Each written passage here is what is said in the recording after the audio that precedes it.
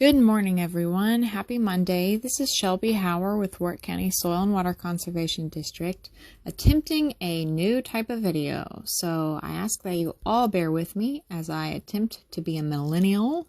But without further ado, we are continuing our Selfish Sprouts series. And we're doing it a little differently, not only with the video format, but also the content. So we are going to compare native species, native alternatives to some invasive species. So maybe if you have some and you want to get rid of it, but you're not sure what to replace to fulfill that same niche in your garden or at your home, we are here to help. So I'll give you a few examples of those.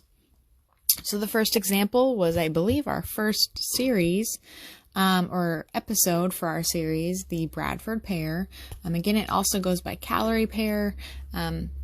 There's many types of cultivar names for it, which makes it quite confusing, unfortunately.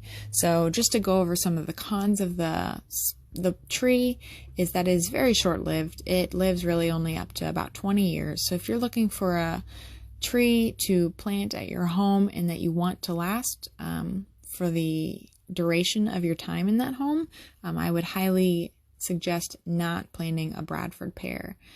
They also break very easily, and that's very common for trees that grow fast.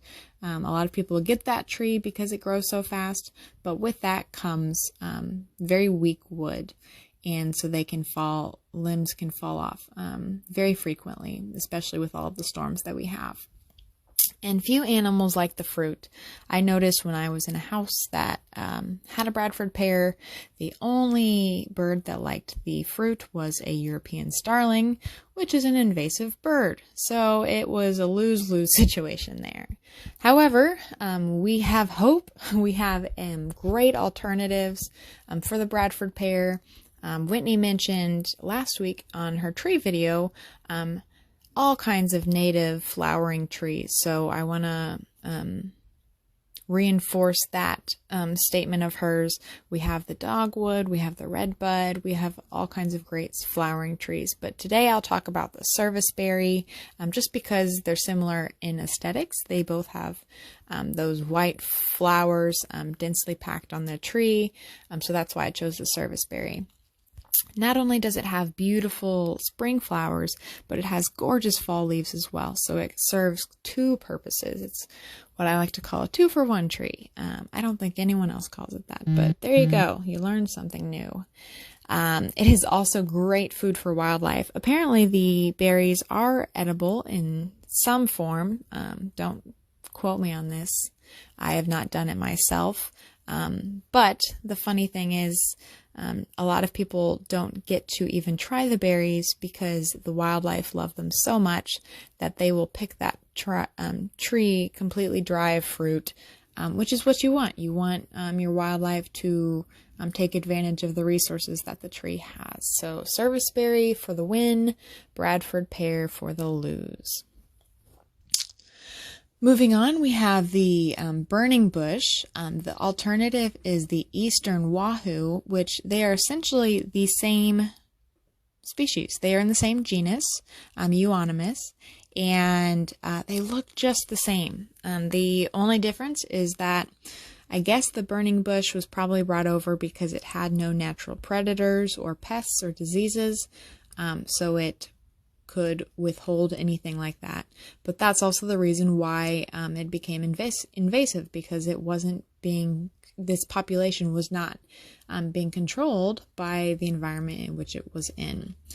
So it can take over forest very, very quickly and easily, and has little benefit to wildlife because, again, we've talked about how native organisms and animals prefer to stick with what they know, and what they know is the eastern wahoo. It's a great native. It provides much more wildlife benefit, not just, to the pests or the diseases, but to the birds and the animals. They like the berries much more than the invasive burning bush. So check out the eastern wahoo. Like I said, they do the same thing. They have a brilliant red color in the fall. This just has more benefit to the wildlife and is not invasive. Next up is an invasive vine. I don't believe we've covered this one yet, so it might be on our list to cover one day, is the winter creeper. A lot of people have planted it as ground cover in their yards.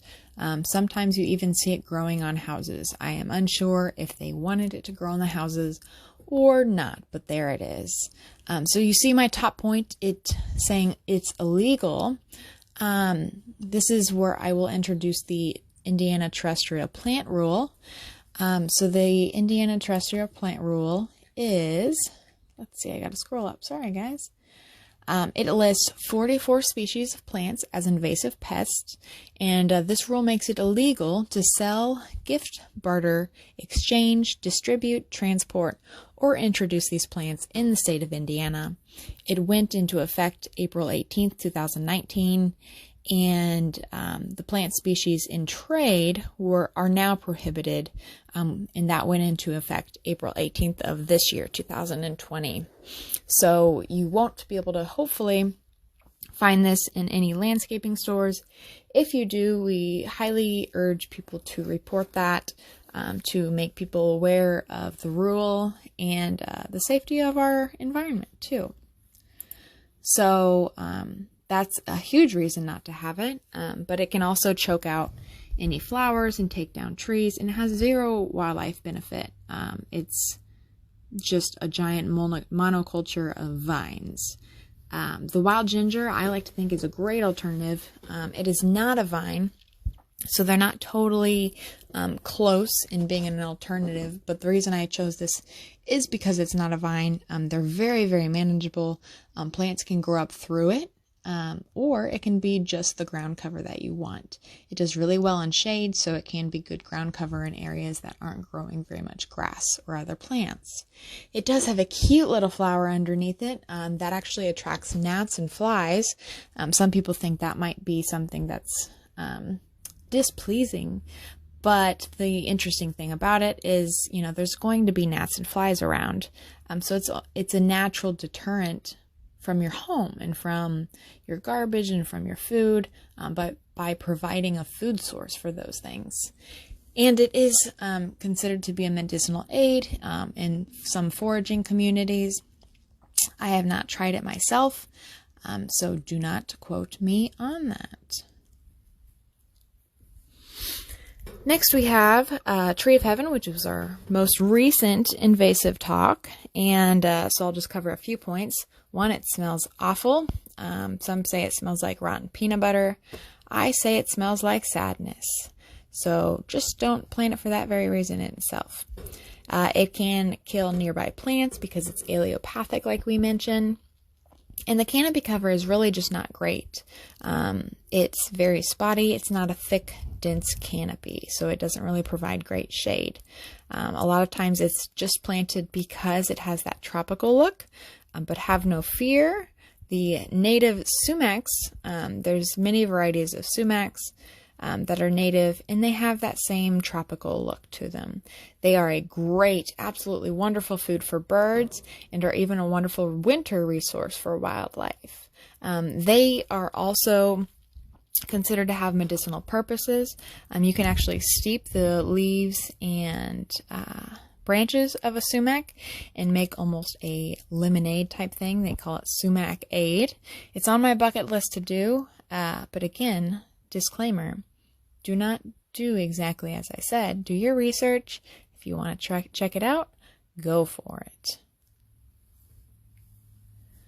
Next we have another vine, the English ivy. I'm sure you've seen it. Again, it's similar to the winter creeper, in which it was used for ground cover or to grow up on sides of buildings to, cover it up.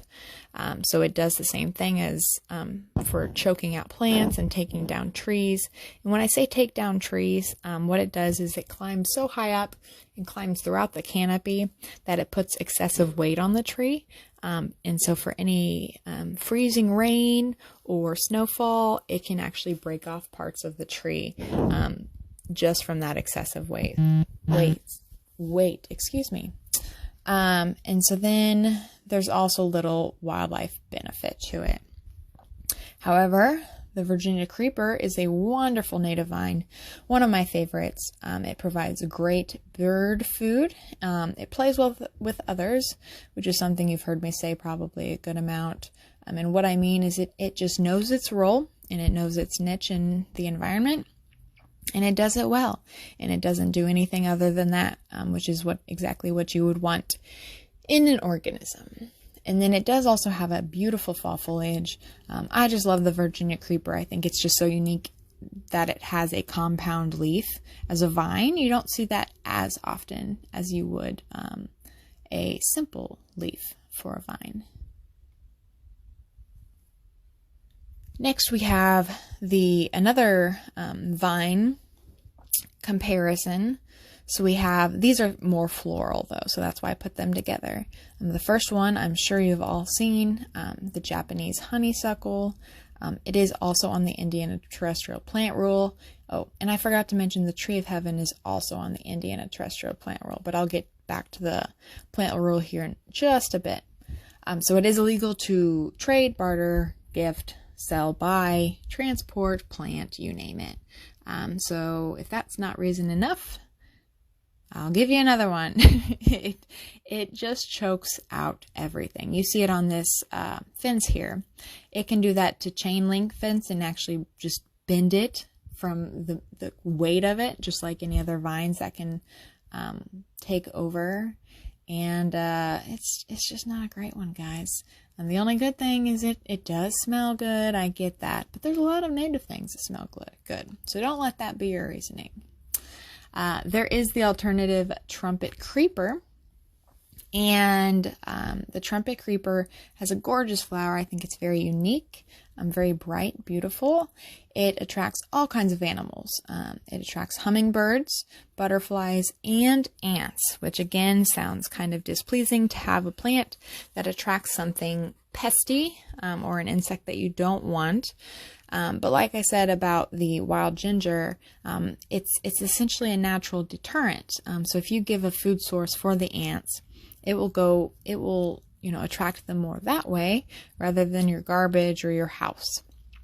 I prefer planting, things that attract gnats or flies or ants or things like that rather than doing any sort of traps, because my dog has no boundaries and he doesn't understand that he can't eat the the ant poison that is set out. So I prefer these because it's a lot safer for kiddos and dogs. So that was all the alternatives that I gave. There are many, many more. So if you are interested in getting rid of an invasive plant on your property or somewhere else, we are more than happy to help you figure out a great alternative for it. There are tons of great native plants out there, as you will hear throughout this week.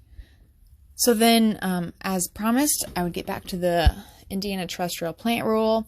The link is here below, so feel free to put that in your browser and check out all of them that are on the list, just to stay informed. And then the next link is for all of the invasive plants of Indiana. The DNR does a great job of listing them out and even rating how high of risk they are. And so feel free to check that out and just keep yourself informed. I appreciate you guys for staying with us for our Selfish Sprout series. I hope you guys are learning something. I also hope you have a great Monday. And thanks again for watching Quarantine Conservation. We will see you guys next time. Good morning, everyone. Happy Monday. This is Shelby.